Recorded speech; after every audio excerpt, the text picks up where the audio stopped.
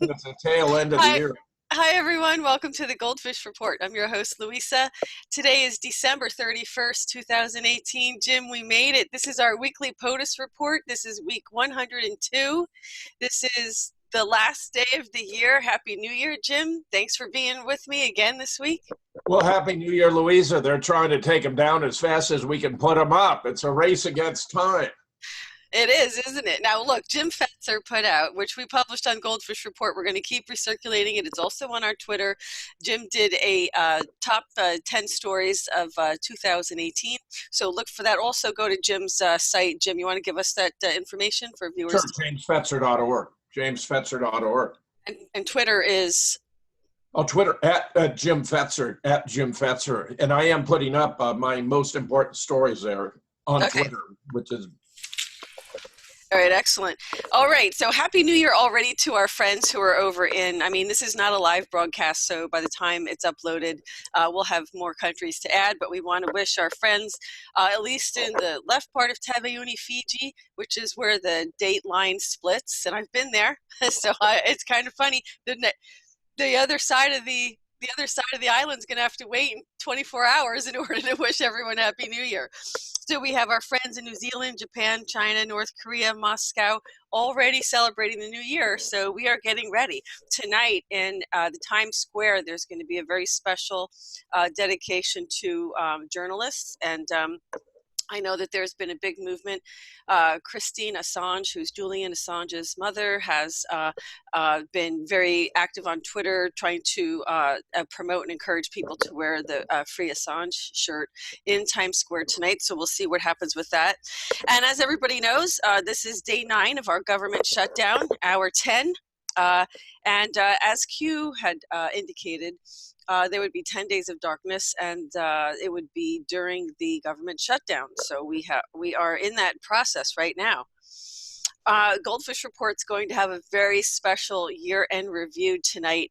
It's going to be a year in review through memes, and it's going to be funny because we really need to, right, Jim? It's going to shock some people, really. I'll just tell you, this is a good one. Okay, Louisa gave me a preview. Fantastic. If you're easily offended, don't bother watching. I'm not sure if I'm going to do it live or not, but we might do a live, but it depends. It depends because it won't be on YouTube Live because YouTube banned us for some reason. Again, so I think that was like a punitive strike or something on our account where they banned our ability to live stream. They just don't want us. Because I pointed out that Michelle Obama is a man with breast implants. Well, you know what? A lot of people do. I don't see them getting banned. I think it's just the Sandy Hook stuff, Jim. No, I know. It could be. It's Sandy Hook, Parkland, and a host of others. There's quite a bit in the top 10 stories for 2018.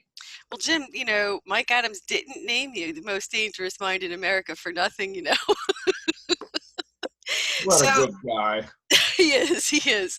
We have the president's been tweeting so much, and thank God, he has his Twitter account because we're going to talk about a pretty serious issue today.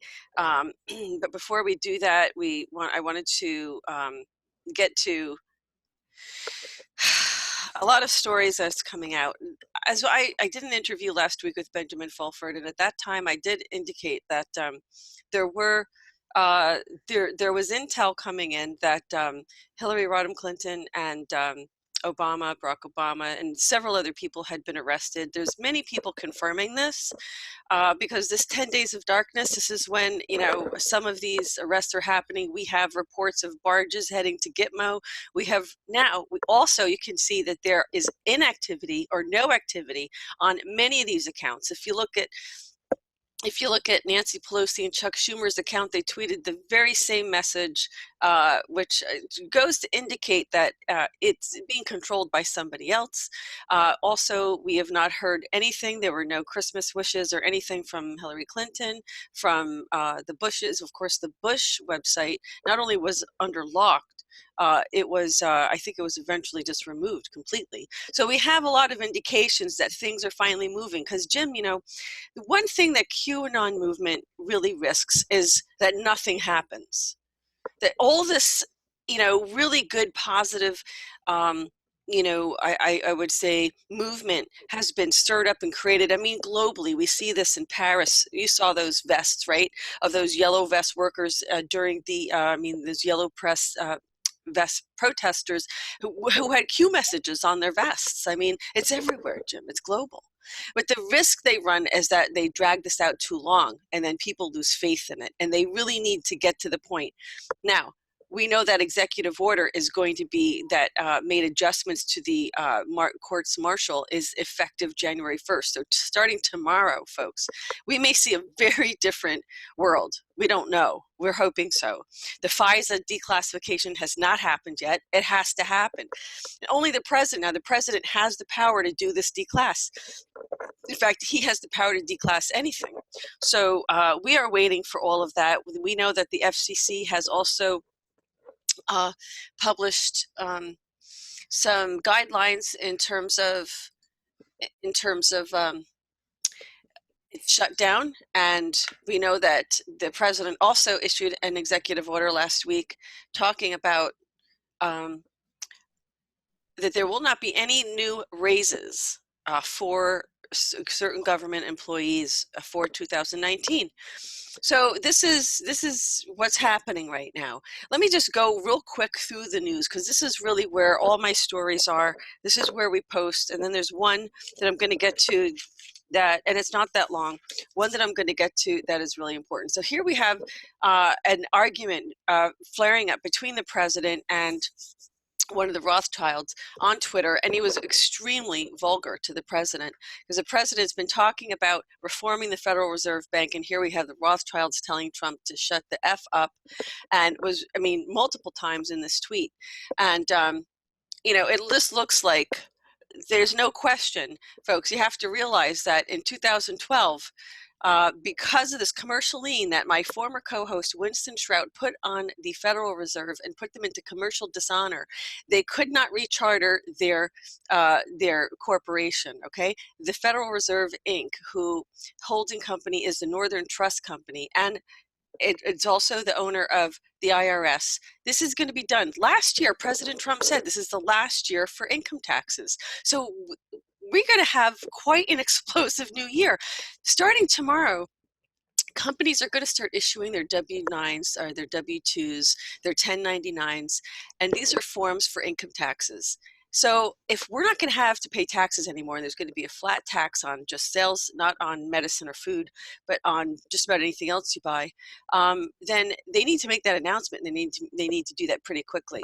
So obviously they're going to be pretty mad because the Rothschilds are losing power. They're losing power globally.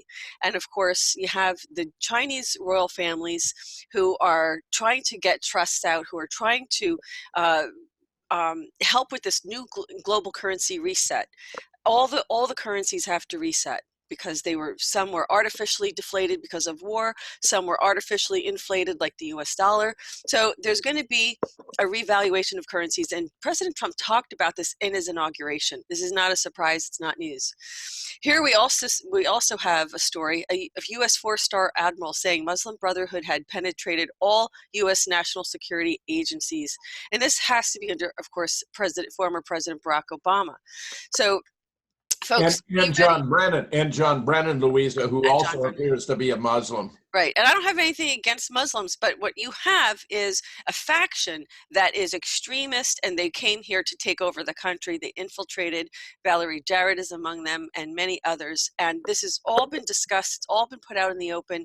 Folks, I might have said we almost lost our country because we have President Trump, who really has stepped in the last hour to kind of save this republic, because almost all of it was taken over. I'll tell you right now, that's why I do what I do, and that's why Jim does what he does. I mean, we have to get this information out. We were that close. We're so close to losing it all. So let me just keep going. We still have this missing $21 trillion from the tax money from the DOD and HUD. We still need to have accountability on that. I'm just going to go past some of these. You have to go to our news page, folks. This is great. This is a great story, but I'm not going to go on it. This was instant karma for somebody. We have what appears to be a verified indictment of Hillary Rodham Clinton, and this you have to go to our website and check this out, because there's, I didn't confirm this with many other sources, but I know if she has been arrested, there had to be an indictment. So whether that is the original indictment, I don't know. But I want to warn folks about listening to anybody blindly on YouTube, because there's some people out there that really will have 70% of the information correct and are out there to confuse you, and with 30% that's just not not accurate. So I want you to be very careful. I know there's a lot of people out there who put a lot of faith in some of these, so-called experts, but when they start referring to contacts being deep state, people, and not, fans of President Trump, then who are you talking to? Who is this person, and what information are they giving you? So you have to be really careful and kind of, give them, they have to give you some idea of their sources. So anyway, we have this post here today, which was really quite interesting, which really talked about this event that happened in New York City the other night. And I do have some pictures of that. And where did it go? Sorry for scrolling, but that's how it is on Facebook. A lot of people said they saw beams. They saw what could have been, look, a UFO means it's unidentified. Something was in the air, and we don't know what it was. It could have been drones. It could have been Project Blue Beam. We don't know what it was. It could have been a flying saucer. I mean, who knows what it was? But it did appear like around the time that this major attack happened, or whatever it was. It seemed like an attack. But I'm gonna explain something about that. This is the picture of it right here. Can you see that, Jim? Well, I can see a lot of light. I don't know. Right. This is what happened, and I live across from New York City, and of course I was cleaning out my refrigerator that night, and I didn't see this, believe it or not. But this would have been very visible too. It would have been like lighting up the whole sky, which it was. But this is my friend Chris from Brooklyn, Christopher, and he's going to be doing a lot of scientific analysis for us on GoldFish Report. And what he's saying is this color blue is a result of copper wire. This is the color copper turns when it's burning. Here he's posted some videos of this, and here's also the wavelength that you can see that copper burns in. So he's saying that this was called limelight invention electrical arc limelight. So this was an electrical arc, which is also known as calcium light, was used as a stage lighting for years after being discovered by Goldsworthy Gurney in the 1820s. So this is very interesting, because this is about this kind of gave us a lot of information. We could tell what was happening. We can't tell really where the source was or what the source was. But let me just explain what's going on with this, okay? Oh, in an overall sense, because what we have is, it was reported that many airports, newspapers, schools, all kinds of, we had the airport locally. I mean, I didn't experience a blackout, but I'm not in New York City specifically, so I'm in the New York area. So, but I didn't hear any reports of anybody losing power in New York City. Did you, Jim, from this? No, I did not. But you heard about this, right? What, about the ark? No, Yeah. This is all news to me, Louisa. I missed. Okay. The New York Post, here it is. Oh, blew our minds. Interesting. Yeah. So, I mean, it was in, the mainstream media papers. And panic as blown transformer bathes New York City in eerie glow. Some people are saying that they saw a beam hitting it. Look, there's technology, folks, that we don't have any idea what they're doing. They're not going to tell us. And, it's our responsibility to figure this out for ourselves. But the issue is this. The issue is that what this comes down to is Q always talks about the keystone And what is the keystone? And it really looks like, and thanks to some analysis from our friends at Just Informed Talk on YouTube, they gave a little bit of a background analysis on this. And what it is this company called CenturyLink, who actually owns all these systems that were reported to have been affected by this event. There was also another event in Louisiana, so there was, you know, two events of this nature. So it wasn't just New York City.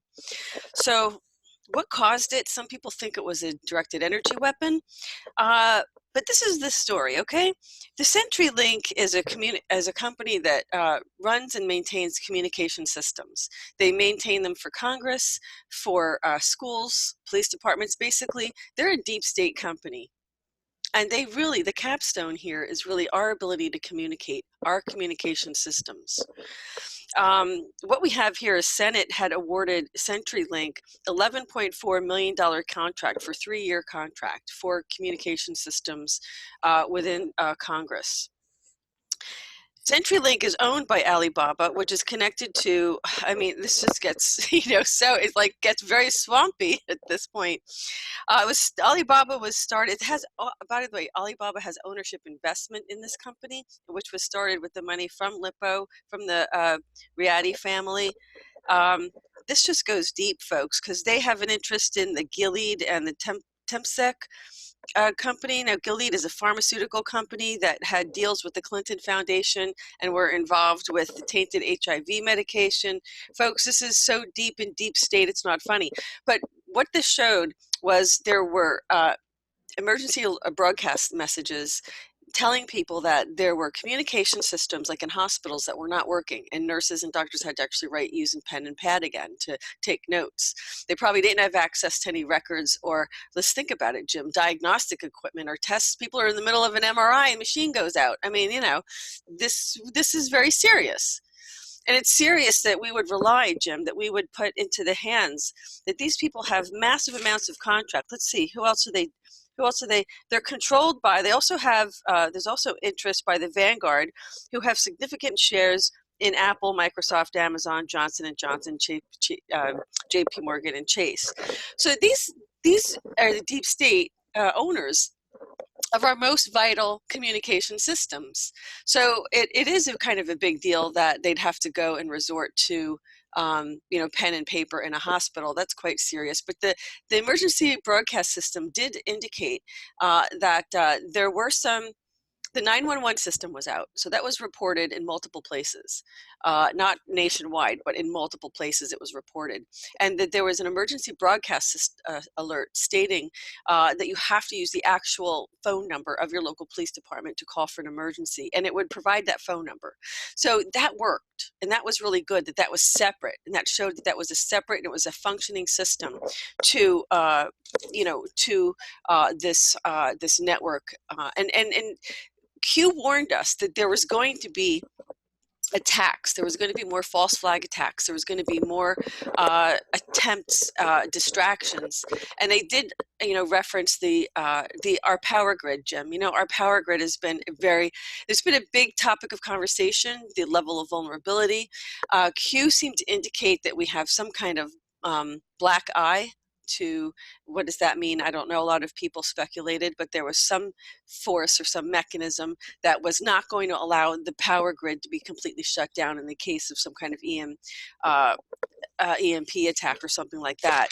But this is pretty significant, and I wanted to bring it to our viewers' attention to realize, kind of shine light on this, and you know, realize that we're at war, folks, with the people who really hijacked our system, and let's call it who it is. The Federal Reserve banking system had its tentacles in every aspect of our life, not just banking. There were many factions of this family who were left in charge to run the planet, and they raped us blind. I'm sorry, that's my opinion about it. And I think many people would share that opinion. So we also, and in case in point, the California fires, we now have the Attorney General in the state of California saying that PG&E, Pacific Gas and Electric, are possibly facing murder charges for the deadly fires in California if it's proven that they were the cause of them. And it looks like it's going to come to that, Jim. I think we're finally going to have some accountability. But let me tell you, it just looks very, very swampy. It looks like we have many, I think, obstacles to still overcome, but we need to get moving. A lot of people, Jim, are very frustrated that we haven't had these mass indictments, but you know what? I'm sorry, these mass arrests, but there's many going on that we're not seeing. And let me just say this. So many people have known about this for so long. I am among those who are as anxiously awaiting the takedown of these criminals as anybody else is. And there's days I can be more patient than others, and I get it. But you have to realize that if there was a great comment in my last video with Benjamin Fulford from someone who was a police officer who said, it's very concerning to him that these sealed indictments are not acted upon because he says they didn't waste time when they had evidence on someone, they got the indictment, they went right after them. But what we're dealing with is a crime syndicate. I mean, the minute these all become public, they're all going to communicate with each other and they're going to take off. So the thing is, you don't know who's on that list for a reason. So, and that's the reason. It's to protect the integrity of the investigation. Case in point, when the whistleblowers were talking about testifying against, regarding the Clinton Foundation, and Huber didn't show up. Many people criticized Huber for not showing up. But the fact is, these whistleblowers admitted that there was an FBI investigation currently undergoing in Little Rock, Arkansas. So how could Huber, who's investigating the Clinton Foundation as a prosecutor, how could he not be tainted or biased by that testimony had he even been present for that? So he couldn't be there for that. So I think that the gauntlet, I think that the hammer's about to drop. What's going to happen with this government shutdown? There's a lot of things that have to happen. We're seeing it's very, that's why I haven't been back to DC as well. I'm still trying to recover from this pneumonia, but, we still have a lot of, I think we have a lot of surprises, and I think people better get ready for what's about to really hit the airwaves, Jim. And with that, I'm going to pass it over to you to start your report. Thanks. Well, that's all fascinating stuff, Louisa, really, truly. And I certainly hope those things come to pass. We have Trump digging in his heels on the government shutdown. We're not going to be open until we have a wall. I think he's 100% in the right on all of this.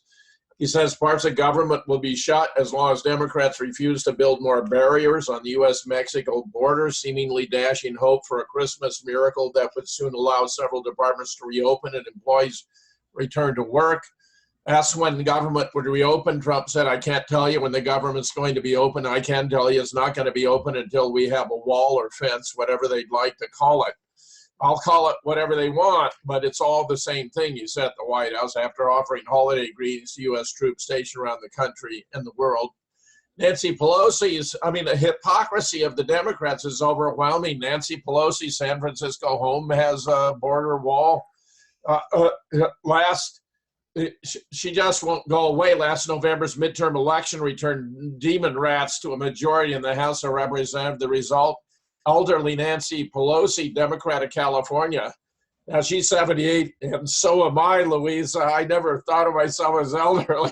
Who's slurring and brain freezing? You defy the odds, my friend. Once again, will be Speaker of the House. But she's got a wall around her house, so you can see it rather clearly. Yeah, I can see Schumer says the Democrats will never vote to secure the border. The Senate Minority Leader drew a line in the sand on Saturday, proclaiming the president and all of his supporters that the Democrats would never pay to properly secure America's borders. Think about that. Denying they would secure the borders of the United States. That's unbelievable. And yet, terms back in 2009, he was saying quite the opposite.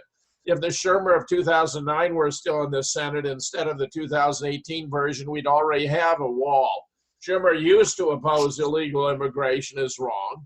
Now he'll literally shut down the government to defend it. He used to oppose the use of phrases like undocumented workers because those words would convey a message to the American people that their government is not serious about combating illegal immigration. And now he's more than happy to convey that very message to the American public. He tries to paint those who oppose his open borders agenda as somehow immoral. This is completely lunatic. Here are Shermer in 2009. Americans don't like illegal immigration. Illegal immigration is wrong. People illegally in the U.S. are illegal aliens, not undocumented. Border fence makes the southern border far more secure, created a significant barrier to illegal immigration. And here, of course, we see this whole thing was totally contrived. I've been calculating, Louisa, how many diapers it would take if you're going 2,888 miles, if you need 3 diapers a day. If you're going 10 miles a day, that's 288 times 3. That's like getting close to 700, 800 diapers. How did she heft those along with her? And of course, look at that paunch she's got. This is not a woman who's been involved in this long march. This whole thing was completely contrived. We've already shown video here where they're transporting them in buses. And here's a photographer very appropriately saying, okay, let's try it again. This time show more fear and fatigue. Remember, you're starving and you just walked over 1,000 miles. I mean, it's stunning, the fakery, the deception going on here, Louisa. Yeah, Jim, by the way, Kellyanne Conway was on Fox yesterday. She stopped by. She was talking about this issue about the border security. And let's just be clear about this. She was very clear in making a distinction that not all along the border, the president's not suggesting that the entire border should be a wall, that there's going to be different sections, but it's about border security, isn't it, Jim? So there's going to be sections with a wall, there's going to be sections with an alternative fortification of some kind, may include troops, and then there's other sections that are open that have troops and other personnel stationed, right, Jim? Well, it's to control illegal immigration. We'll Right. still allow legal immigration. I mean, for crying out loud. But this is absurd. It's just, as Kanye West said about guns, legal guns aren't the problem. It's illegal guns. And here you have, the absurdity. Legal immigration isn't the problem. It's illegal immigration. And the Democrats just want open borders, no security, not even any inspection of documents or not. I mean, it's absurd what they are promoting. But apparently they believe walls work, which is why they have them themselves. Folks, I can't believe people aren't getting this. I really aren't. I'm really not, Jim. I know, it's ludicrous. I mean, It's just amazing. Israel has a wall with Egypt, and it works 99.9%. I mean, of course, walls work. Well, China's got a wall too. They do. Some of us have heard about it in world history. Some might have heard about it. Get this here, Bill Clinton gave an anti-immigration speech that bears a lot of resemblance to what Trump has said. This is in relation to him taking a lot of heat for his executive order regarding immigration and refugees. This was his original order to try to keep terrorists from coming into the Middle East, where I'm convinced that if he expressed it in terms of region, Middle East, instead of religion, Muslim, he would have not encountered the problems. Although democratically appointed judges seem to be posing obstacles, it obviously wasn't a ban on Muslims because there wasn't any limitation on immigration from Southeast Asia, Taiwan, and so forth, which have the largest Muslim populations in the world. Liberals are complaining like the ban would take place forever when he was only specifying for 90 days from some of the most dangerous places in the world. If Hillary had done the same thing, they would have said how courageous she was for doing it, how it took guts to put forward an agenda, how much safer the U.S. would be. How do we know Hillary would do something similar? Because her husband did nearly the same thing 20 years ago. Want to see how much of a bigot the liberal left and the liberal media have become, how hypocritical? Clinton said in 1995 similar things and got a standing ovation, but in 2016, Trump says the same thing and he's a racist. We have future doctors and engineers. This is now looking at the invasion of Europe. A German academician has calculated that 65% of the Syrian refugees can't even read or write. They're obviously not going to integrate into the job force. This is a very, very serious issue. It's actually a population alteration agenda. Angela Merkel, nation states must give up sovereignty to the New World Order. This is what it's all about. Nation states must today be prepared to give up their sovereignty, according to German Chancellor Angela Merkel, who told an audience in Berlin that sovereign nation states must not listen to the will of their citizens when it comes to questions of immigration, borders, or even sovereignty. Not listen to the will of their citizens? And that's because here's what we're dealing with. We got the Calgary plan. Remember, they're good Jews and bad Jews, just as they're good Muslims and bad Muslims, just as they're good Christians and bad Christians. These are bad Jews who want to mix the races in Europe and use Muslims to destroy Christian culture in Europe. Remember, these people tend to reproduce at a more rapid rate than the natives. They're not integrating, they're not seeking to learn the language, adopt the customs, even to follow the laws. But this is an effort to extinguish Christianity in Europe. The banker family Rothschild has adopted the plan to annihilate Europe. The United Nations is carrying it out. They call it replacement migration. Here we have the leader of Hungary, like that of Iceland, are opposing it. And I think that's why we've seen some riots break out in Europe, because George Soros, who is, of course, himself a Hungarian, for whom he would be arrested immediately if he set foot within that nation state, wants to oppose it too. They're trying to do away with all the borders. What we have here in the Western Hemisphere with the migrant immigration is simply that version, the Western version of what's going on in Europe, Louisa. It's very serious. Well, I can't imagine people would suspend their own beliefs, Jim, and their own will for what I think people have woken up enough to see what a disaster this migration has become in Europe, how it's destabilized. I mean, it's disgusting what's happening.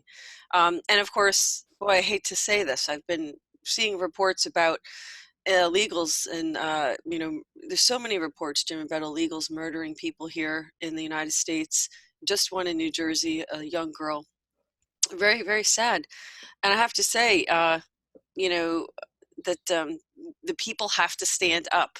You're not going to, you don't understand. Our legislators are all bought off. Yeah, that's 100% correct. Well, remember, working for us. Remember, when a new member of Congress arrives in Washington, he's asked to sign a pledge to put the interests of Israel ahead of those of the United States. And if they decline, they find themselves confronted with a well-financed candidate next time around, or even that their district has been redrawn and they no longer have a seat. Cynthia McKinney, who revealed this, to my knowledge, for the first time, was able to overcome those obstacles. But even as wonderful a member as Dennis Kucinich, whom I regard as the smartest guy in Congress, they withdrew his district and he lost his seat. These are Israeli, these are Likudnik, these are Talmudic Jews. These are not ordinary Jews, good, decent people. Semitic, demonic Jews who believe that all the other races are subservient to them. They're superior to everyone, and they only exist to serve the master race. I mean, it's disgusting. But Americans have to come to understand this is really, truly what we're up against. It is, and Benjamin Fulford did talk about that. He said the heading of his story was, "If we all push 2019, we'll see final victory against the Khazarian Mafia," which is what he calls it. Yes, that's a great name, because actually DNA studies by Johns Hopkins University have shown the occupants of Israel are actually descendants of the Khazars in the region of Ukraine. They are not of the tribe of Judea, whereas the Palestinians are bona fide Semites, which means, ironically, that Israel is the greatest practitioner of anti-Semitism the world has ever known. Oh, it's all an illusion, Jim. People are waking up, though. Thankfully, people are waking up. So stunning stuff, Louisa. Sure is. Now, here we have Pelosi slamming Trump on a cavalier Syrian decision. I mean, this is insane. The Democrats used to be opposed to all these endless wars. Now, Trump wants to end them, so, of course, he becomes a target of the Democrats. To my surprise, even Lindsey Graham was criticizing, suggesting a vacuum would empower Russia, Iran, and insurgent fighters. Trump made the point that he was there to defeat ISIS, and now that he's done that, it's time to come home, overlooking the obvious, namely, we created ISIS. It was a concoction of John Brennan, of Barack Obama, and Hillary Clinton in 2012 to create this massive terrorist force to put pressure on Assad, whom many Americans still don't realize is a democratically elected president of Syria. So we can't be in Syria attacking the Assad government and also be there to preserve democracy, because he is the democratically elected governor. Moreover, Russia and Iran are there at the request of the Syrian government. That's legal. Our presence there is illegal. Lindsay, I'm happy to say, feels a lot better about Syria after lunch with Trump. He had a great lunch. We talked about Syria. He told me some things I didn't know that make me feel a lot better about where we're headed in Syria. I'm glad to see that because I think Lindsey Graham can be a powerful force for good, as he was during the Khashoggi hearing, the Kavanaugh hearing. Sputnik reporting Damascus is finding huge caches of U.S. Israeli-made weapons close to the Golan Heights. But of course, this was a U.S. and Israeli and Saudi Arabian op against Syria. Syrian militant groups have left many weapon caches behind when they were retreating from the Syrian army, which are now being discovered during sweeping operations conducted by the country's authorities. The Syrian army discovered an underground militants cache close to the border with Israeli-occupied Golan Heights to the west of Quneitra province, Syrian state news agency reported. According to the media outlet, Syrian authorities discovered the cache in a dugout den during the course of a combing operation with the help of locals. They found various types of weapons, anti-tank missiles, mortars, rifles, machine guns produced in the U.S., Israel, and Jordan, huge amounts of ammunition. Apart from the weaponry, they found protective gear, satellite communication devices, medical equipment also made in the U.S. and Israel.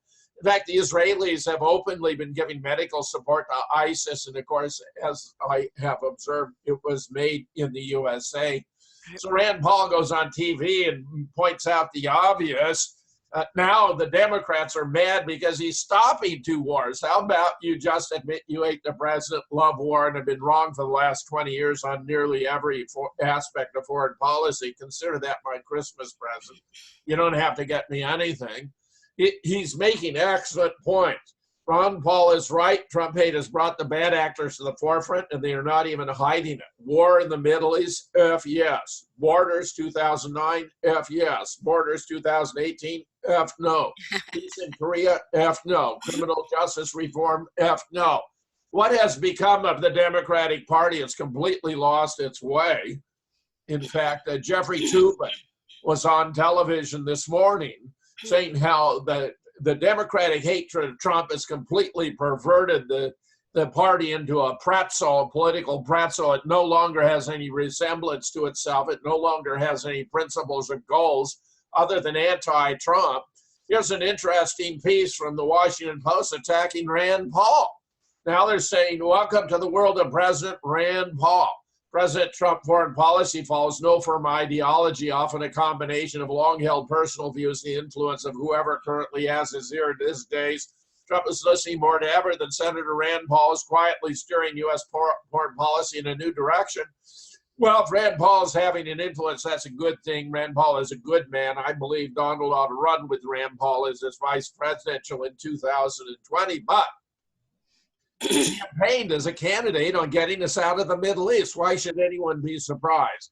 He's proven to be surprisingly adept at following through on his campaign commitments, and this was among the most important. Every now and then you get a sane liberal who's not a lunatic. This is from John Nichols. Withdrawing U.S. troops from Syria is the right thing to do, even if Trump doesn't. Congress never declared war on Syria, so why are members of Congress having a meltdown over Trump's decision? Really, truly, the left has gone totally lunatic, Louisa, totally lunatic. I don't know if people are really paying attention. I think they're just unplugged to all the insanity. I don't know how many people, I mean, folks, it's been the holidays. Please weigh in the comment section. Let us know how your dinner went. Did it work? Did the advice that we had from our lovely Vicki Warner, did it help by just, letting it roll off like like water on a duck? I mean, you can't, I'm telling you, Jim, people either are unplugged or they're completely brainwashed. I mean, to the point where there's no hope. It's a stunning situation, but the Democrats are completely bankrupt. I am astonished. Here we have U.S. support emboldens Israel to attack Syria from the foreign ministry of Syria. strongly condemning Israel's recent missile strike near the capital Damascus as a blatant violation of a UN resolution, adding that Tel Aviv would not have been able to carry out such attacks without support from the United States. Here we have another Israeli dirty trick attempting to have Syria shoot down civilian airliners by masking their own attack using the civilian airliners. This is not the first time that Syria has sought to do this. The Russians have caught on to it, however. I think the Israelis are going to have their comeuppance here in short order, and they're not going to be happy. Meanwhile, the Turkey foreign minister has labeled Netanyahu a cold-blooded killer. Turkey has hit out at Israel's lawless occupation of Palestinian territory after the Israeli prime minister accused Turkey of massacres against Kurds in a new war of words. Turkish foreign minister labeled Benjamin Netanyahu a cold-blooded killer of modern times in a tweet on Sunday, adding the prime minister was responsible for massacres of thousands of innocent Palestinians. I'm so glad to see them speaking up for the Palestinians. The rest of the world does a great deal. The United States, alas, very, very little. Relations between Turkey and Israel have been tense over multiple issues, including a controversial law passed by the Israeli parliament in July, which defined the country as a nation state of Jews. What that means is Palestinians are not equal citizens. This was the formalization of the apartheid state character of Israel. This has universally been condemned in the case of South Africa. Israel deserves universal condemnation today. Netanyahu said that President Erdogan should not reach to Israel after the Turkish leader warned young Turks, do not kick the enemy you have brought down to the ground. You are not a Jew in Israel. Netanyahu said Erdogan was the occupier of northern Cyprus, whose army massacres women and children in Kurdish villages inside and outside Turkey. I think there's no doubt that both sides are capable of great brutality, but the Israeli history of abusing the Palestinians the way they claim the Nazis abused the Jews in Germany is outrageous in the extreme and deserves a condemnation of every nation in the world. Turkish-backed fighters preparing to replace U.S. forces in Syria from antiwar.com. Turkish-based rebel fighters in Syria are giving up for a major deployment into northeastern Syria with an eye on replacing U.S. ground troops in the area. Turkey is planning to invade in the course of this replacement and is coordinating with the U.S. During the pullout and new deployment. Turkey's growing threats against Greece are rather fascinating. One issue on which Turkish President Erdogan and his opposition are in complete agreement is a conviction that the Greek islands are occupied Turkish territory and must be reconquered.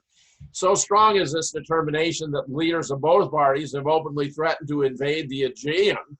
Ankara's ongoing challenge to Greek land and sea sovereignty are additional reasons to keep it from enjoying full acceptance in Europe and the rest of the world. Well, it's a weird case of Turkey. It actually is a member of the NATO nations, but has been taking a very independent stance.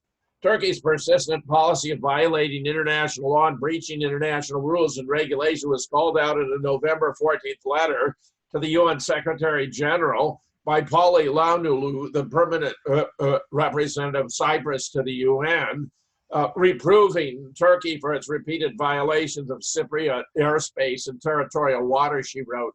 It's a constant threat to international peace and security, has a negative impact on regional stability, jeopardizes the safety of international civil aviation, creates difficulties for air traffic over Cyprus, prevents the creation of an enabling environment in which to conduct the Cyprus peace process.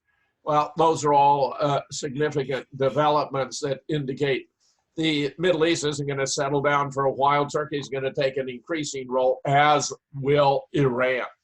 Well, Jim, I think that, I was looking at, and I posted a collection of previous interviews with Donald Trump over the years. And, he has really been very, very, very big, and not just recently. I mean, he's been for many, many, many years saying how we are like the policemen of the world and we don't get anything for it in return. And so there's a lot of truth to that. There's a lot of fact in that. Why are we giving Israel billions and billions of dollars? There's other countries who want, this is ridiculous, folks. We can't, what are we getting in return? The problem is there's lots of countries who deserve to have, allegiance to Israel. Why are we singling Israel out? I mean, even in our Washington's farewell speech, he said, butt out of other countries' business. You know what I mean? The fact that we have to support Israel. Well, did you ever stop and ask yourself why? Folks, we have to have a role, Jim, but we have to have a role in this. I mean, how do we motivate people?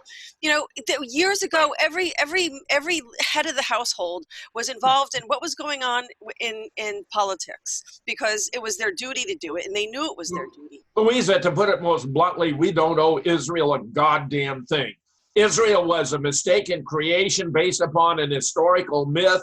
It has done more savage deeds around the world than any other nation, save perhaps the United States itself. It is a terrorist state. It is a rogue state. It is an apartheid state. It is dominated by a demonic ideology that maintains that Jews are superior to all other races who only exist to serve the Jews, and they do everything they can to promote that. Consequences of that policy worldwide to turn everyone to being subservient to the Jews. Frankly, I myself am sick of it. Yeah. Well, you know what he said he'd do with the money? He said he would take the money and invest it into Harlem and clean that up and give the neighborhood, revitalize the neighborhood. Donald Trump has lived among, as I have said in the past, he is such a New Yorker, and New Yorkers, a lot of people think New Yorkers are angry all the time or have an attitude. And, honestly, in a very small little island with 8 million people, it's just the defense mechanism you're born with, that you're raised with, that you have when you're raised and you're born there and you live there. That's what I'm trying to say. So, it's it works in that environment. When you're in a different environment, Donald Trump is a city slicker. So, he is extremely sensitive to minority communities, and that's why he won. So, you have the Black community out in historic numbers supporting him. I don't think a Democrat has a chance. I really don't. Well, in 2020, it's not going to happen. He's impressing me every single day, Louisa, and he's doing so much good for the country, indeed, even for the world. And yet, here's what we get. Thomas Friedman, who writes for the New York Times, he wants to claim now the GOP should threaten to fire Trump, that Republican leaders need to mount an intervention. I mean, if you want to appreciate the absurdity of the left, and this guy really is a spokesman for the deep state, for the Council on Foreign Relations, listen to what he says. And notice how amorphous it is and non-specific and vague and unjustifiable. Up to now, I've not favored removing President Trump from office. I felt strongly it would be best for the country that he leave the way he came in, through the ballot box. But last week was a watershed moment for me, and I think for many Americans, including some Republicans.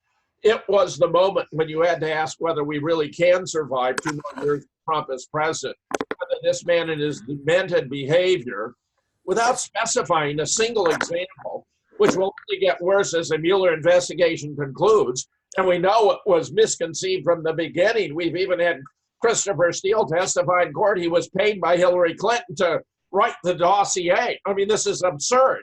Are going to destabilize our country, our markets, our key institutions, and by extension, the world. Why? By bringing our troops home from Syria, by getting out of Afghanistan, by inducing closer relations between North and South Korea, and therefore his removal from office now has to be on the table. This is completely absurd. I believe that the only responsible choice for the Republican Party today is an intervention with a president that makes clear that if there is not a radical change in how he conducts himself, and I think that is unlikely, as though there were anything particularly bad or wrong about how he's been conducting himself, the party's leadership will have no choice but to press for his resignation or join calls for his impeachment. I say, this is complete nonsense, BS, rubbish. Not going to happen. His behavior has become so erratic, his lying so persistent, his willingness to fulfill the function of basic functions of the presidency. He means their unwillingness. Like reading briefing books, consulting government experts before making major changes and appointing a competent staff. So absent his readiness to accommodate Russia and spur allies, so disturbing his obsession with himself and his ego over all other considerations, so consistent. 2 more years of him in office would pose a real threat to our nation. Vice President Mike Pence could not possibly be worse. This is all based on believing disinformation coming from the Democrats and the CIA and the Mockingbird media. I mean, there's no substantiation for this. This is ridiculous. The damage and out of control Trump can do goes well beyond our borders. America is the keystone of global stability.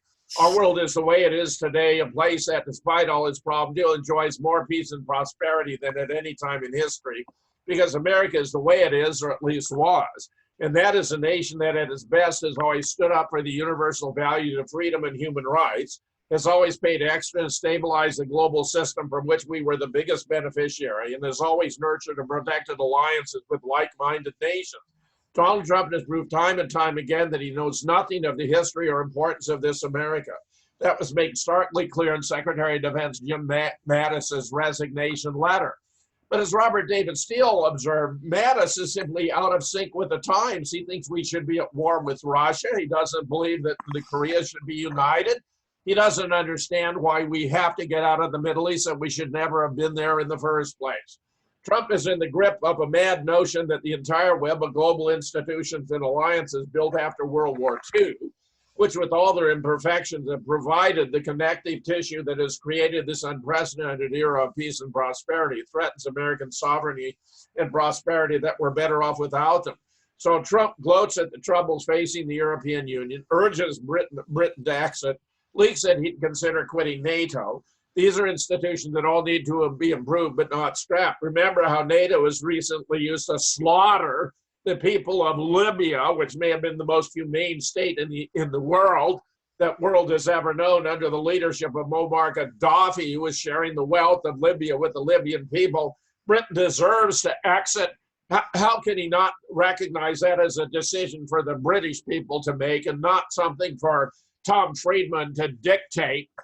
The European problems have a lot to do with having feckless leaders like Angela Merkel, who thinks they should abandon sovereignty and get rid of their borders, who is destroying Europe from the inside. If America becomes a predator on all the treaties, multilateral institutions, and alliances holding the world together, if America goes from being the world's anchor of stability to an engine of instability, if America goes from a democracy built on the twin pillars of truth and trust to a country where it's acceptable for the president to attack truth and trust on a daily basis, watch out. Your kids won't just grow up in a different America, they'll grow up in a different world. But Trump has done more to explain the fake news media than any other president in history, Louisa. We've been suffering with this since the 1950s when they began infiltrating the media, whereas by 1975, William Colby, then its director, was able to testify to Congress that the agency owned everyone of any significance in the media, and it's only become worse since. And Tom Friedman, of course, is a perfect example of the Mockingbird media. He's a traitor to the United States. This is why I refer to the New York Times as the Langley newsletter. Then we have this Richard A. Grenell, U.S. ambassador to Germany, wanting to undermine the new Russian pipeline Nord Stream 2. He says if built Nord Stream 2 and a second line of Turk Stream would allow Russian gas to bypass Ukraine and undermine its security. That's clearly what Mr. Putin wants. Nord Stream 2 would open the door to increased aggression against Kiev, since Moscow would no longer have to worry about how its activities could affect its gas sales to Western Europe. The Ukrainian government would also be affected. Well, we created this instability in Ukraine by Victoria Nuland devoting $5 billion U.S. taxpayer dollars to chasing out the democratically elected president of Ukraine to install a Western stooge. George Soros contributed another $500 million to the effort. They even purchased Russian weapons so they could fire on crowds and claim the Russians had done it. This is outrageous. This guy is another traitor who deserves the gallows, in my judgment. We have Israel, Greece, and Cypress, incidentally, to link a natural gas pipeline deal next year. This, I believe, is one of the reasons why the Russians, having developed a pipeline that circumvents Ukraine of necessity, is being brought under attack, because Israel wants to produce its own pipeline, given new vast gas deposits discovered in the Golan Heights area. The $7 billion project is expected to take 6 or 7 years to complete, promises to reshape the region as an energy provider and dent Russia's dominance over the European energy market. But the relationship between Russia and Europe is a natural one based on geography and commonality of interest, were it not being warped by the political figures of the West, especially the Rothschilds through NATO, and then U.S. miscreants who are abusing the situation. Look, yeah, and Jim, you know, it's never going to happen. They're never going to impeach Trump because they need a 2/3 Senate vote for that. And in the recent elections, they have the Senate. They're not going to get it. They're never going to impeach Trump. It's not going to happen. So in terms of that, they can cry wolf all they want, but they lost control of the Senate. So that's the only way to impeach the president. This guy Friedman is just another left-wing propagandist. No one should be played by anything he writes or says. Interesting, Germany to Trump don't even think about stationing nuclear missiles in Europe after INF withdrawal. Washington's decision to drop out of the INF has fueled speculation about the return of a full-blown Cold War-style nuclear arms race, as Russia has reflexively threatened to build up its tactical defenses along Europe's periphery in the face of what's expected to be a buildup of American intermediate-ranged arms. But whatever happens between the two nuclear superpowers, Germany wants no part of it. This is very appropriate. They're refusing to have these weapons based in Germany because, the United States has been encroaching on the Russian border, violating our solemn agreements between Ronald Reagan and Mikhail Gorbachev with the dissolution of the Soviet Union in 1990-91, guaranteeing we would not encroach on the new sovereign nations of the Eastern Bloc, not weaponize them, not convert them into NATO nations. Beginning with Bill Clinton, we violated all of that. W continued. It's gone on apace under Obama. Here we have Russia replying by banning $500 million worth of imports from Ukraine in retaliatory sanctions. This is a very appropriate move to what the Ukrainians have been doing. But when you consider that we're getting out of Syria and diminishing our presence in the Middle East, that because of Trump's intervention, North and South Korea are now getting along overwhelmingly better. It seems to me Ukraine is the one hotspot that remains. The Senate has, of course, in addition, voted in U.S. support for the war in Yemen as a rebuke to Trump and Saudi Arabia. I'm all for this. This was the right thing to do. It was in the aftermath of the revelations of the Khashoggi murder and the conclusion that, in fact, the Crown Prince had been responsible, which was completely appropriate. We have no business being in Yemen. They've been using American weapons sold to the Saudis to attack, including tactical nukes. We've also used tactical nukes in Iraq. Christopher Busby, world famous for his study of cancer and radiation, went to Fallujah expecting to discover that it was depleted uranium that was causing 1/3 of abortions of pregnancies there, and that another 2/3 of genetic abnormalities of those born with no arms, no legs, 2 heads, no brain. He discovered instead it was due to enriched uranium from a new class of nuclear weapons, tactical nukes we've been deploying there. Let's get the Saudis out of Yemen and stop supporting them. This is 100% moving in the right direction. Here we have a member of Al Jazeera speaking with a high-ranking member of the rebel movement in Yemen. Very appropriate. In an attempt to alleviate the suffering, representatives from the country's warring sides agreed earlier this month in Sweden to implement a ceasefire in the city of Hodeidah and the surrounding governorate, a major humanitarian lifeline for Yemen. Here's part of the interview. Why did you accept the UN plan, which meant your forces would relinquish control of the port and leave the city? Mohammed Ali al-Houthi. What is being said is incorrect, since it was never agreed to relinquish control of the port, as the question claims. Instead, there will be a natural level of monitoring in the normal framework of the port, just as you have the monitoring of any election. The evidence for this is that there will be a UN coordination committee that will be doing the monitoring, and that role will be in no way a violation of sovereignty, as people claim. He goes on to explain that their role is peace. We consider war to be a bad choice, but it was imposed upon us. Even the Security Council is now talking about peace, and that's the first and only option for Yemen is peace. We have put forward initiatives for peace, such as stopping the firing of missiles and flying of unmanned aircraft. all to prove to the world we're willing to engage in peace, but also do not fear war if we have to continue to fight for it.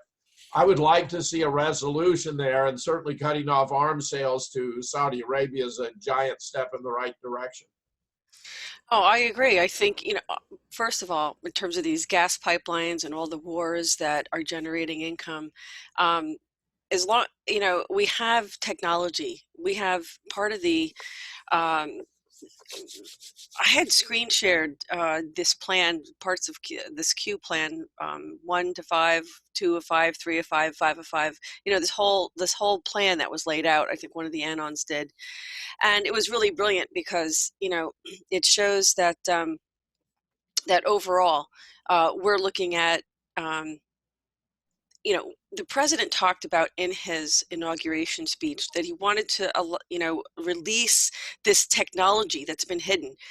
Many of the people in that 1 to 1 or 1 to 5, 2 to 5 section of that plan were people who were infiltrators, especially in the patent office, and who were confiscating patents for new energy, new like Tesla type energy technologies. That, let me tell you, why are we still fighting over oil? Why are we fighting over gas when we have energy sources in the radiant energy field around us? Why aren't people demanding this technology that why do we have this fascist dictatorship around the world stopping us, preventing us from accessing our own technology? Folks, we live in a global prison here, and if you don't wake up, you're going to lose it all, and you're going to be only yourselves to blame. I'm doing my part. Jim's doing his part. We're all doing our part. Spread this information far and wide. We have to stop the wars because we know we don't profit from it. Some people do. Those are the people who want war. Those are the warmongers, and that's why the Democrats are up in arms. President Trump's trying to bring peace to everybody.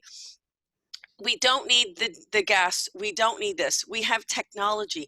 And President Trump, there is a relationship between his uncle, John Trump, and who was also a scientist and I believe physicist, who was also very well aware of Nikola Tesla and even had some of access to Nikola Tesla's papers. So what's going on? Enough is enough, Jim. Why are we still fighting and slaughtering people? Why are we still fighting over antiquated technology? And people have to demand this, have to demand that these patents are released and people are freed from this, excellent questions. Once again, if you want to know over whom you are ruled, by whom you are ruled, just ask who you're not allowed to criticize. CNN sacks contributor after anti-Semitic pro-Palestinian speech at the UN. Academic Mark Lamont Hill lost his contract as a CNN contributor after a speech about Israel and Palestine that critics called anti-Semitic. His firing quickly turned into a battleground in the ongoing U.S. political culture war. Hill teaches at Temple University in Philadelphia and has been a frequent on-air contributor for CNN until Thursday, when the network dropped his contract like a hot potato without further comment following an outrage over the speech he gave. Speaking at the UN on Wednesday, Hill accused Israel of ethnic cleansing and denying due process to Palestinians, calling for a free Palestine from the river to the sea, meaning the Jordan to the Mediterranean. That particular phrase is anti-Semitic, so the Anti-Defamation League claimed. Those calling for from the river to the sea are calling for an end to the state of Israel. Anti-Defamation League Senior VP for International Affairs told the Jewish Journal. Mark Lamont Hill is no longer under contract with CNN, the network said on Thursday afternoon, without further explanation. Battle lines were quickly drawn over Hill's termination, with CNN finding itself in the crossfire. Hill's defenders called his firing shameful and accused CNN of kowtowing to Israeli interests. Absolutely. Here's Renini Kalek, outraged to hear that CNN fired Mark Lamont Hill for advocating for Palestinian rights in a speech at the UN. Calling for Palestinians to have equal rights in their ancestral lands is not racism or anti-Semitism. Shame on Israel's speech suppression lobbyists and shame on CNN. Here's Katie Halper. CNN has fired Mark Lamont Hill for the crime of seeing Palestinians as human beings. CNN takes orders from Eric Erickson, who called for the U.S. to find more Pinochets and invest in helicopters to throw people to their deaths into the sea. Glenn Greenwald has observed. CNN has cowardly and pitifully fired Mark Lamont Hill for the crime of advocating equal political rights for Palestinians. I'm sure all the people on the right who object when media outlets fire people for expressing controversial views will join me in defending him. In sum, it's now a firing offense in the U.S. media to oppose Israeli apartheid, or more accurately, it's still a firing offense to do so. That is a really terrible sign for free expression and anti-apartheid activism. Just read Israel's own former PM's observations. We know here are 100 executives from CNN, all of whom are dual U.S.-Israeli citizens. Here are 100 executives from NBC, all of whom are dual U.S.-Israeli citizens. Here are 100 executives from the New York Times, all of whom are dual U.S.-Israeli citizens. It's an obscenity, a complete obscenity, Louisa, how Israel, how Zionist influence, how the Khazarian mafia dominates our media. I'll tell you, that's pretty compelling. Those images, Jim, those are very, very compelling. I'd like to post those actually, because they really give a very quick snapshot of the of a problem. How can we have our media totally controlled by citizens of another country? That's right. This is any country. It's a problem. It's called infiltration. And let me also say this: that China. This is what, I have issues about trade, okay? China's saying, after what we did with the Huawei, whatever, the executive, look, they're here, they're creating this 5G technology and 5G networks and cell phones that are, really, this is like a massive kill switch. You know what I'm saying? This is extremely dangerous from the reports I've read, Jim. 5G technology is extremely, extremely dangerous. So here we have China, and it's a state-owned. Everything in China is state-owned. So it's not like, it's not like, because it's still communist. Let's not forget, not Hong Kong, but the mainland China. It's still communist. So what we're dealing with, is a very precarious situation between Xi Jinping and President Trump. In terms of trade, everything in China is, I'm telling you, everything I look at around my house is junk. It's not worth trade. What are we trading, Jim? It's just junk. I don't know. I mean, I'm not sure it's worth it. They've infiltrated, free trade allows our enemies to infiltrate us, which is what they did. They did this to our military, computers and intel. We can't have this. Now, getting very close to home, Connecticut flu shot law to ban non-compliant preschoolers after December 31st. Connecticut's Department of Public Health is warning parents of pre-K children that time's up for flu shots. As per state law, the schools will be forced to kick out any 2 to 4-year-olds who don't have their flu shots. The only exception will be for parents who present signed statements from healthcare providers showing the child has a flu shot appointment. Otherwise, the child simply can't attend school after December 31st, 2018. That is today. It turns out that the reason behind the requirement is because every year in the U.S., roughly 20,000 children under the age of 5 are hospitalized because of the flu. Well, there got to be vastly more than 20,000 kindergartens and schools around the country. This is less than 1 per school. This is an absurdity, and forcing parents to get shots for their children is, in my opinion, completely outrageous. For parents who don't want to give a flu shot to such a young child, it's doubtful the local news justification of the matter will placate them. School systems are being used by lawmakers to help usher in a world that presents parents with less medical empowerment.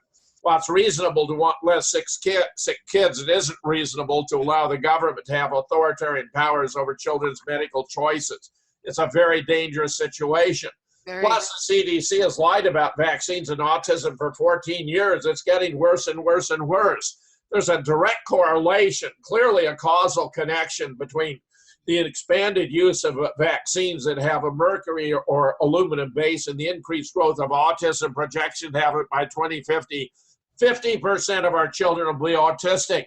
And now they're lying about gun deaths in the U.S., which according to the CDC has reached their highest level in nearly 40 years. Nearly 40,000 people in the U.S. died by guns last year, marking the highest number of gun deaths in decades, according to a new analysis of data from the Center for Disease Control and Prevention's Wonder database. Turns out, however, that firearms-related accident deaths, for example, have plunged 41% since 1999, but the media won't report the facts. While recent headlines might lead you to believe that accidental deaths from firearms are at an all-time high, the fact is that they're at their lowest in decades, but unfortunately the so-called mainstream media won't report the truth. As noted by the National Shooting Sports Foundation in a blog post, Center for Disease Control is claiming gun-related deaths in 2017 reached their highest level in the U.S. in 40 years, as reported by Fox News. In 2017, nearly 40,000 people were killed from gun-related incidents in the U.S., according to the data. By contrast, gun-related incidents account for less than 29,000 deaths in 1999. The report went on to list some of the higher-profile shootings last year, such as the terrorist attack on 22,000 concert-goers in October at Las Vegas, which killed 58, and the following month when a former Air Force member killed 25 people at a Texas church. Both of those were complete shams. That's fake news, believe me. Las Vegas was a movie with a pre-recorded soundtrack, and nothing happened in Texas. It was bizarre, but it was a similarly staged event. Of the 40,000 odd recorded gun deaths, the CDC said half were due to suicides, and just over 1/3 were homicides. And while any gun death is tragic, those figures are still very low, proportionate to a country of 320 million people and 90 million gun owners. Actually, it's well over 100 million. Also, according to the source, the CDC breaks down the data by unintentional fatalities, homicides, and suicides, thereby making a careful review of the data possible. And such a review is revealing. Since 1999, the year referenced by the CDC, the agency's own data shows that the overall number of gun-related accidents are actually down more than 41%, though tens of millions more firearms have been purchased. Moreover, the CDC clearly manipulates gun data. Likewise, it's understandably confusing when the recent news articles proclaim that guns killed more people than car crashes in 2017. While this kind of clickbait is sure to get views, it's a deliberately misleading comparison of different data. In this article, for example, the authors take the full sum of all firearms-related deaths, suicides, homicides, and accidents and compare it to car accidents. Why not compare firearm accidents to car accidents? Well, that would show that car accidents occur at a far higher rate, 11.9 for cars compared to 0.1 for firearms. There are more anomalies in the CDC data. For example, the agency's numbers show the homicide rate is flat, but other research data show the homicide rate in the U.S. has been on a downward trend, also a good thing. I've shown that data many times right here on the GoldFish Report. The CDC data does reflect the fact that most gun-related deaths are suicide, and that's been the case for years. Gun-caused suicides are actually up in nearly every state. While even anti-gun extremists would have a hard time arguing that gun control laws would prevent these unfortunate but intentional acts, some will point to discredited studies that attempt to draw a link between gun control laws and suicide rates. The fact is there's no evidence showing a causal relationship between gun control laws and decreased suicide rates. In fact, it's absurd. When guns are banned, crime goes up. Just download Nobody Died at Sandy Hook for free as a PDF and look at Appendix D, where John Mott explains the historical trends, what we know about it. We have the interesting situation when progressives advocate for UK-style gun control laws, show them this. Police struggle to stop the flood of firearms into UK. And here we have our Western dude from the Big Lebowski. You actually think that criminals will obey gun control laws? You're a special kind of stupid, aren't you? Obviously, banning guns means nothing, absolutely nothing to those who are determined to break the law. From The Guardian, police and border officials are struggling to stop a rising supply of illegal firearms being smuggled into Britain. Chief Constable Andy Cook, the national police lead for serious and organized crime, said law enforcement had seen an increasing supply of guns over the past years. Fear it would continue in 2019. The situation is so serious, the National Crime Agency has taken the rare step of using its legal powers to direct every single police force to step up the fight against illegal guns. I mean, in Britain, what they did was to ban guns, and then knife attacks increased. So they banned knives too. Knives, yeah. Potato peelers, yes, they banned potato peelers. Oh, good grief. This is all completely absurd, Louisa. The lethal spatula. People who don't understand that if you want the crime rate to go, get rid of the gun control laws and promote concealed carry, and they drop to practically zero. Yeah, the lethal spatula. That'll be next. Oh, I know. Good grief. Good grief. No, I mean, look, they're only afraid of it being used against them, the ones, the overlords who want to continue to farm us like sheep. Come on. That's a nice point, Louisa, and I think there's a lot of truth in it. Bipartisan support is growing for gun confiscation in 2019, however. This is coming from the Democrats. The chattering DC classes are always speculating about the Democrats' plans to subpoena Trump's tax records and Senate Republican moves to consolidate their hold of the federal judiciary. But amid the DC gossip, a new threat is being overlooked: red flag gun confiscation orders. The Guardian detailed the House Democrats' desire to pass gun control legislation. Ted Deutsch, a Democratic congressman from Florida, represents Parkland, where a February school shooting left 17 dead, except it was all staked and faked. You know, just look at the top 10 stories for 2018 and you can understand what actually happened here. Said this week that he expected House Democrats to focus on bills with more bipartisan support. Those include bump stock bans and extreme risk protection orders, also known as red flag laws. With the cries for gun control growing stronger, the federal government finally given to public pressure to do something. Red flag laws might just be the come-together moment establishment politicians have been looking for. What are they? Red flag laws or extreme risk protection orders are the euphemistic label for the gun control push du jour of the time of the day, blazing across the nation. Under red flag laws, law enforcement has the ability to confiscate an individual's firearms when they're deemed a threat to themselves or others. A simple accusation from a family member, friend, or associate can suffice. These laws, mind you, operate in complete violation of due process. Individuals can take their accusers to court, even though the defendant in question has never been charged with or convicted of a crime. Additionally, the defendant could have their weapons confiscated without so much as a hearing before a judge. It could take months before a gun owner would have to appear in court to win back his gun rights. 13 states currently have red flag laws on the books, with dozens more filing their own versions. What started out as state-level movement may have some legs at the federal level, although it's true that congressional Democrats are making gun control a major theme of their legislative agenda. It's naive to think red flag laws are only relevant because gun-grabbing Democrats have taken power. It's growing. We have prominent politicians signing up, even Lindsey Graham. The South Carolina senator already introduced a red flag bill earlier this year. With the 116th Congress right around the corner, Graham will likely reach across the aisle with Democratic colleagues to move red flag legislation forward. He has opined that red flag legislation is the place where we begin a long overdue discussion about firearms and mental health. But we must start.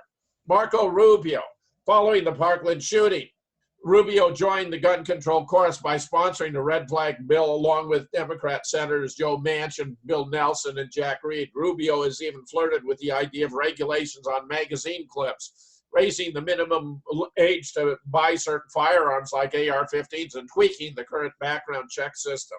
Mitt Romney, the incoming Utah senator, has an anti-gun record as governor of Massachusetts. As governor, he signed an assault weapons ban into law in 2004.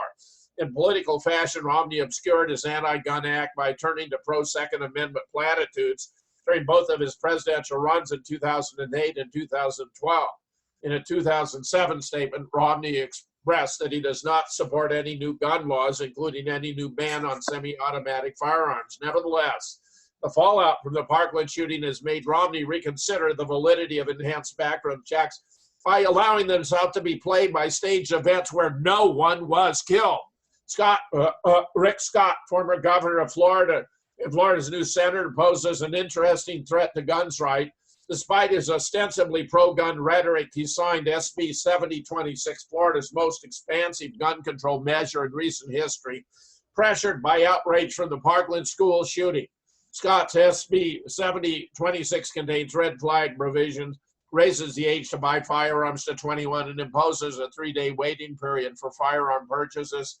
Maryland's red flag law has not been without its fair share of controversy. At 5 a.m. on Monday, November 5th, 2 police officers came knocking on 61-year-old Gary Willis's door to serve him a court order mandating that he turn over his guns. What seemed like a typical court order quickly turned deadly as one of the shots shot and killed him in a struggle. Quick to defend one of his own, Anne Arundel County Police Chief Timothy Altomare defended the cops' action by callously claiming they did the best they could with the situation they had. Maryland's tragedy is an ominous sign of what's going to come if this continues. Whether Republicans will support congressional reiteration of red flag laws is anyone guess. The bigger problem is an ideological one. From society's ideological compass is off, government transgressions can come at any time. The passage of red flag laws could be the straw that breaks the camel's back. Let's see what's going on in New Jersey. 1 million gun owners to become felons overnight. Residents of New Jersey were given a deadline to turn in their gun magazine or become felons overnight, and so far, no one is turning them in. This is absolutely fascinating. New Jersey's laws reasonably fits the state's interest in public safety, does not unconstitutionally burden the Second Amendment's right to self-defense, according to the governor. But in fact, citizens were given a December 11th deadline on their new ban on standard capacity magazines. New Jersey lawmakers thought insane individuals who want to carry out mass shootings would be lining up to turn in their 15-round magazines, as anyone caught with these banned is now committing a fourth-degree felony. But no one is doing it. According to Amolan, who spoke with multiple police departments throughout the state, no one has turned in their magazines. According to the report, 2 sources from the state police who spoke to Amolan on condition of anonymity said that they both do not know of any magazines turned into their agency, doubt that any were turned in.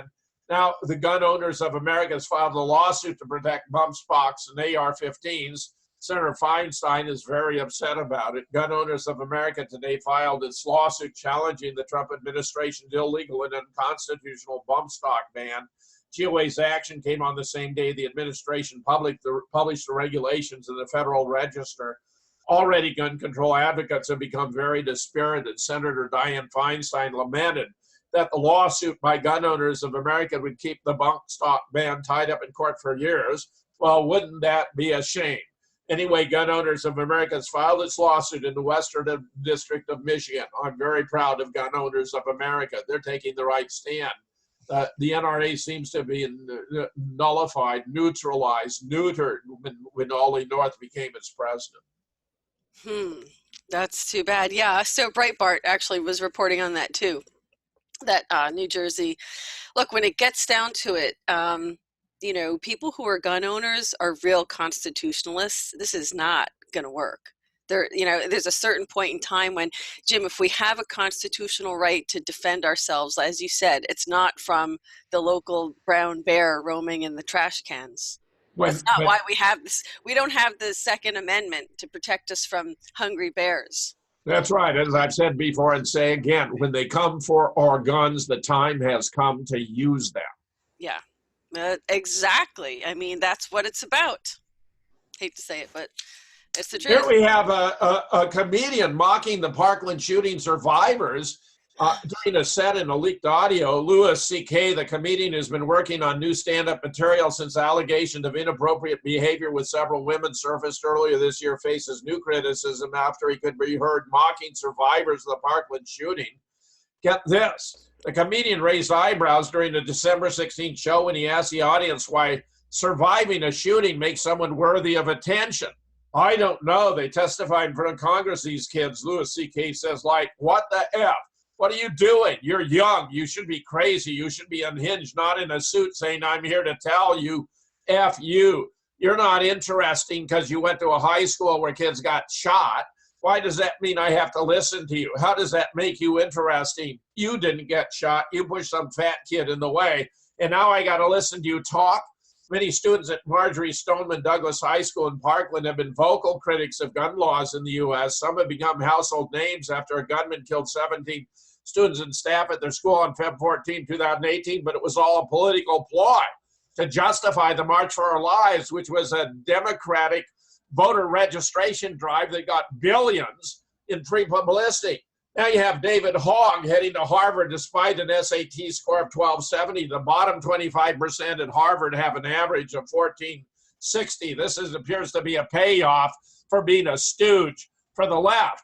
Just check it out on the top 10 alt media stories of 2018 being much different than MSM's. Believe me, I go into the Parkland shooting. After you watch this, you will know that you have been played if you believe what you've been told in the past. This is from the Millennium Report. It's a number of websites. It's also on my blog at jamesfetzer.blog.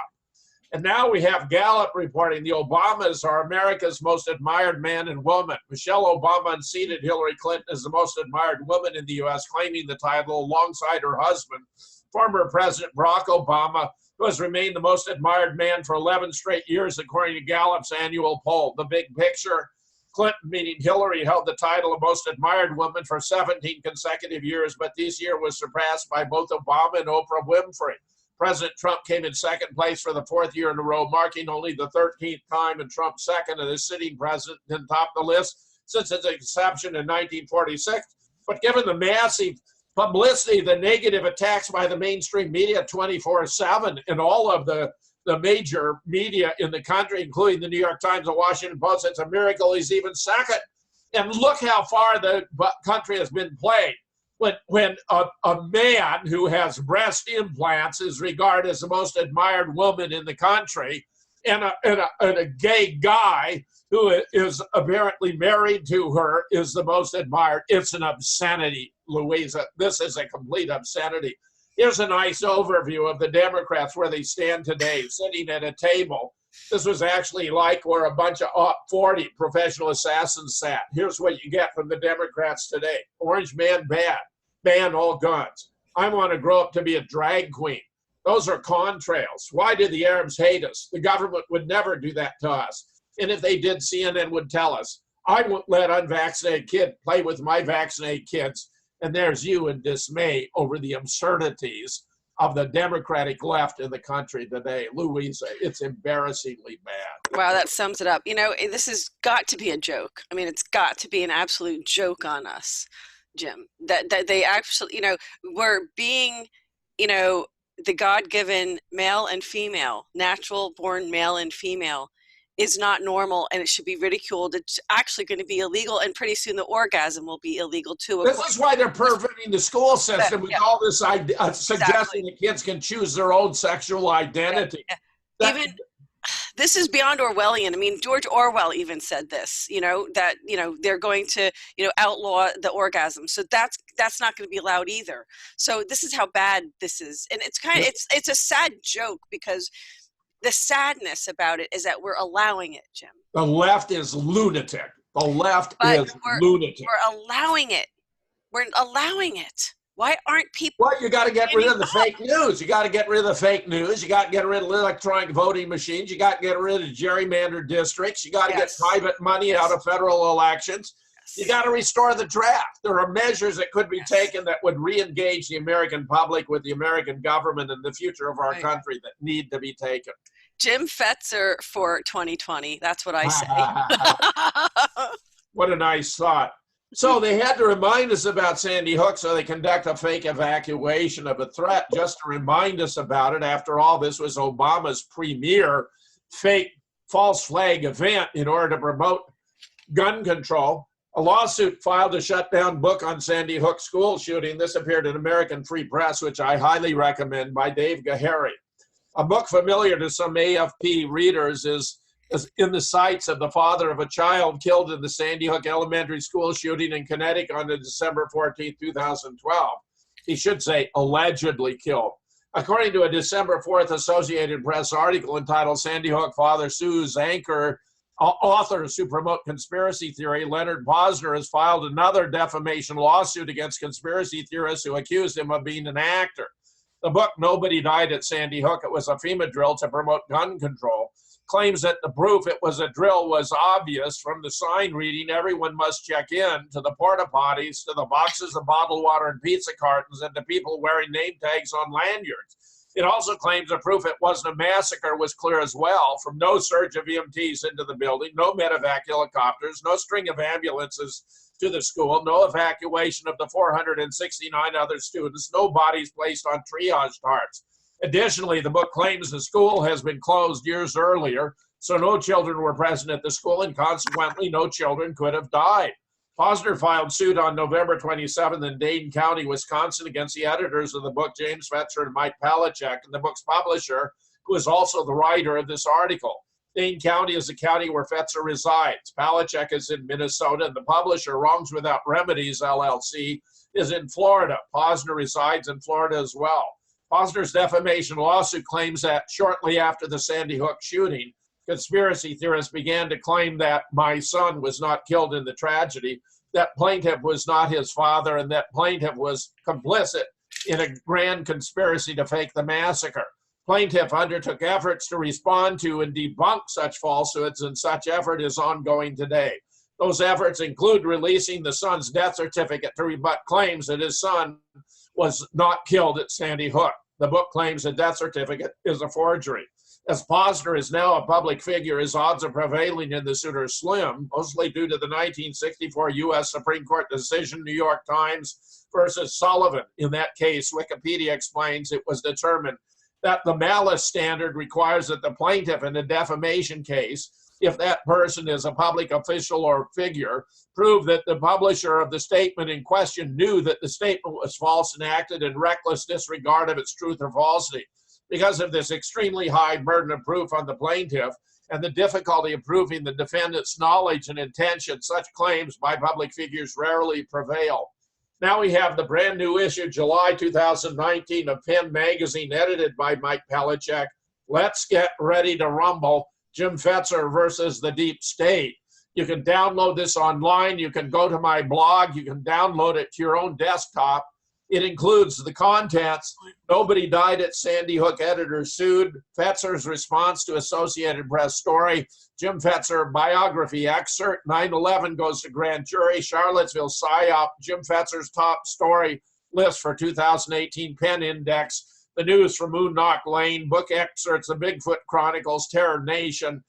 He did a sensational job with this issue, Louisa. I'm tremendously impressed. Wow. And it includes this photograph that Wolfgang Halbig has published, where I just found out I have cancer. Newtown and Sandy Hook must be happy now. So here's the great news. Look at picture by Michael Duffy, got today, that clearly shows 11 beautiful grown-up children from Sandy Hook who are alive today and not dead. Merry Christmas. These kids are alive and well. And get this, we've received a complaint regarding your account, Jim Fetzer, for the following content, tweet ID. Tweet text, hashtag fake news. We have been told 20 kids and 6 adults died at Sandy Hook. Then how can Wolfgang Halbig have photos of 8 of the Sandy Hook girls alive and well and looking very perky? Haven't we been played long enough? This was an act of faux terrorism. We have investigated the reported content and could not identify any violations of the Twitter rules or applicable law. Accordingly, we have not taken any action at this time. Sincerely, Twitter. So they let that photograph of the Sandy Hook girls stand. Here we have to report on inside this Penn Magazine, a fake Sandy Hook parent who calls himself Letty Posner has filed a defamation lawsuit in Dane County, Wisconsin against Jim Fetzer, who edited Nobody Died at Sandy Hook. It was a FEMA drill to promote gun control, 2015, second edition, 2016, by asserting that the death certificate he gave to Kelly Watt was a fabrication.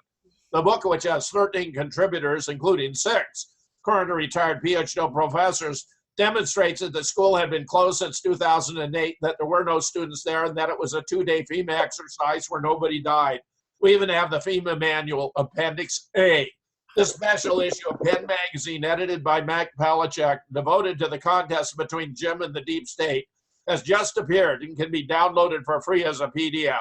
Jim and Mike founded moonrockbooks.com after Amazon.com banned Nobody Died at Sandy Hook. It was a FEMA drill to promote gun control, 2015.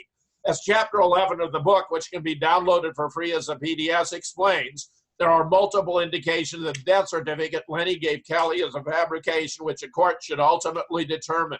If you are sick of these scams and want to support Jim in the suit, follow up here. at Moonrock Books, where we now have a donation button, the yellow button you'll find at the top of the page. We have a dozen books in your conspiracy catalog where you can find out what really happened during these events where the government has been playing us long enough. I've had enough. I welcome the lawsuit. This is going to be much more than they counted on, Louisa. Right. Mark my words. Well, that the deep state, I mean, not everyone in the government, and I think a lot of people in the government who have known about some of these things have been trying to to do something about it, but sadly, many whistleblowers have been just silenced, taken out, killed.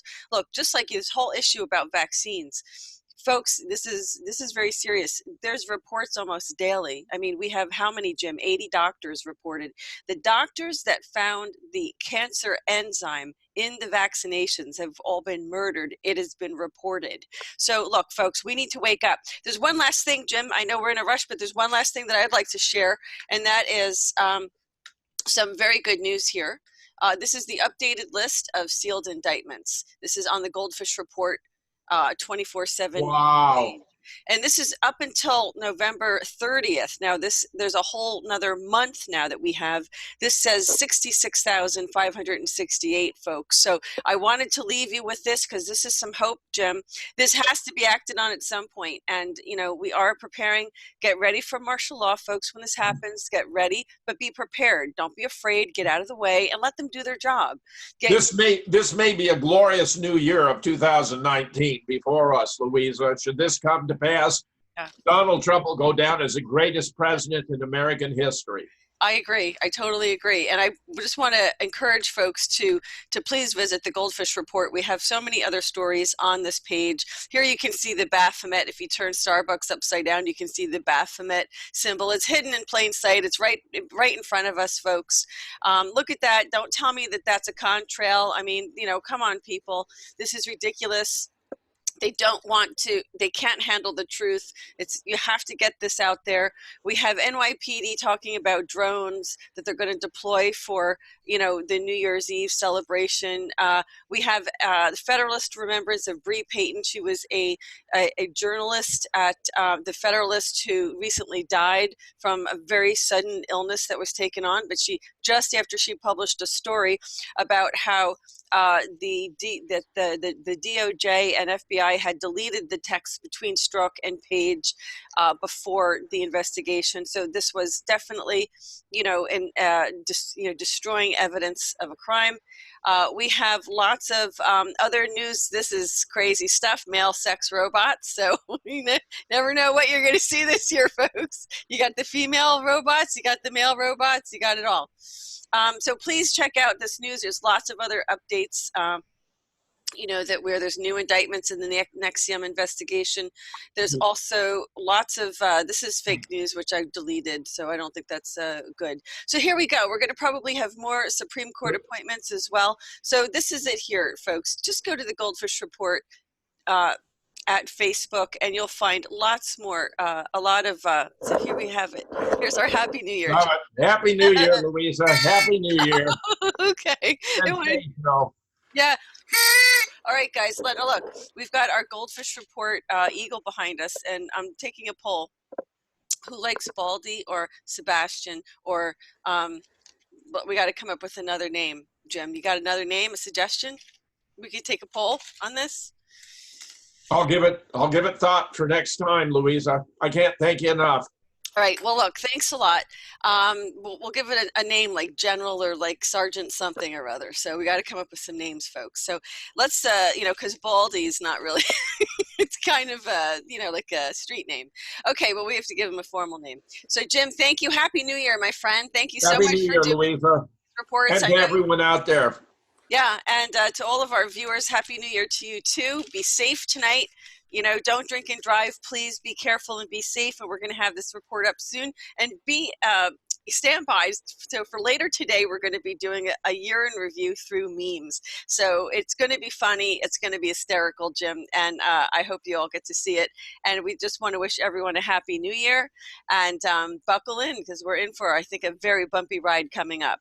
And so thank you to all of our viewers, our Patreons. Follow us and make sure that you help contribute to our Road to the White House fund drive, so we can get back to the White House and we can continue reporting the truth from the White House. So with all of that, Jim, we'll see you next week. Happy New Year, everyone. And this concludes the last report of the GoldFish Report for 2018. This concludes this edition of the GoldFish Report.